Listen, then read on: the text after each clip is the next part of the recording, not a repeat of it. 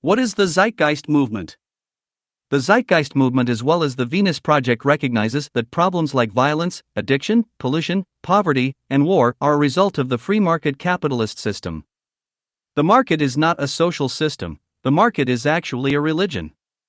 In the book Modern Money Mechanics, under the section, What Makes Money Valuable, it says, quote, "What, then, makes these instruments, checks, paper money, and coins acceptable at face value in payment of all debts and for other monetary uses? Mainly, it is the confidence people have that they will be able to exchange such money for other financial assets and for real goods and services whenever they choose to do so." End quote. This is important to point out that the book that is meant to justify money makes a distinction between real goods and services, like clean water, food, technology, and money. The idea that since money is believed to have value, therefore it has value, is religious in nature. Beyond that, even the foundation of money, trading, is also religious and based on hate. Two parties both attempting to use deception to gain the better end of the deal. This is what the market promotes: competition, not cooperation, or both parties mutually benefiting, which is what trade is falsely advertised as. Enjoying, say, a competitive game of table tennis or chess does not mean our social system should be based on competition.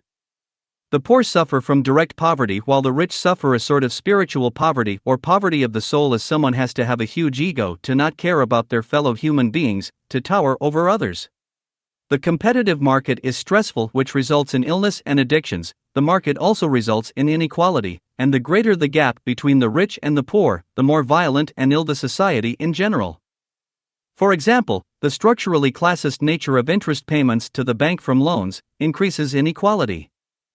Economic classism is a disorder as it exists purely for the sake of the rich disrespecting the poor by looking down on them, increasing violence. Inflation, which is more money entering an economy through loans, devalues a person's money, which affects the poor more than the rich. It also puts people under more stress to make ends meet. Also, when one is obscenely wealthy, there is no limit to what a person can buy, meaning money is a form of manipulation of the poor by the rich. To continue using money is death for our species and for life in general on the planet. Also, the market's labor for income system is immature in the face of technology, where human labor can be replaced by machine labor. This includes mental labor as well. War is profitable in this system. Weapon corporations have to sell all those guns, missiles, and tanks. Destruction and hate is profitable, which is the opposite of what makes human life possible: love. Hate is unsustainable. To run a business, you have to cater towards either some sort of scarcity, like making food scarce, or some sort of destructive element in society, like cigarettes, alcohol, weapons, or a casino, which is just another way of increasing inequality. It's all been arranged just for us to get your money. Sam Ace Rothstein, Robert De Niro, in the movie Casino.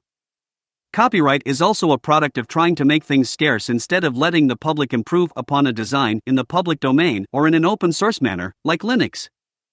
Copyright is a form of arrogance. It is claiming to own a piece of reality when our reality already allowed the design to exist. Our reality is connected everywhere all the time, meaning there are no inventions, only discoveries. In other words, sustainability, abundance, efficiency, and peace are the enemies of monetary profit. So the Zeitgeist movement and the Venus Project promote an open source society, or a natural law resource-based economy, where the goal is human health and the health of the natural environments that support us. Where products are built to last instead of building products to break for repeat purchases. Where the direct value of resources is taken into account scientifically instead of trying to make things scarce and profit from that scarcity, which is what monetary economics does. A resource-based economy would work in a similar way to how public libraries work today. You'd book an item, pick it up from a distribution center, use it, and then return it when the person no longer needs it. This is instead of people essentially needing to buy everything they want to use. Like the TV show Hoarders. Also notice, in the show Hoarders, it is poor hoarders which are focused on, not the rich 1% who hoard 50% of all wealth. Like knowledge should be abundant, property should be abundant. This would be done through access to property, not ownership. This would enable an abundance and render violence obsolete. Join the Zeitgeist movement.